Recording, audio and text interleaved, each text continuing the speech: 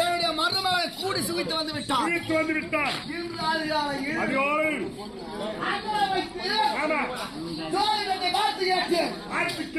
என்னவென்று என்னுடைய மருமகள் எப்படி இருக்கிறார் என்று பார்த்தால்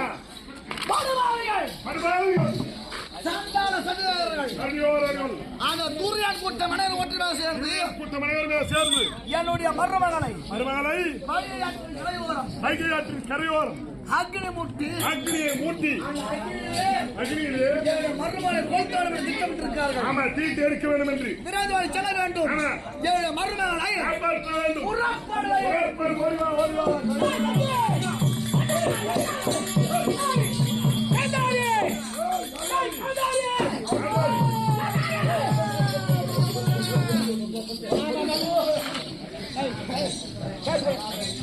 எங்களை கேட்காம கேட்க மாட்டா. ஆமா, இவனை விட்டுலாமா கொஞ்சிக்கலாமா அண்ணா?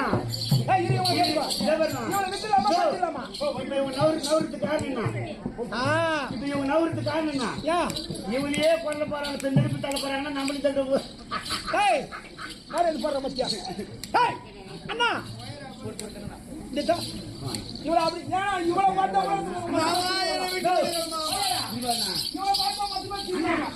அப்படி இவ்வளவு இப்பேற்பட்ட கொடுமை செய்ய வேண்டாம் மாமா. அப்ப வேண்டாம் மாமா, என்ன விட்டு விட்டு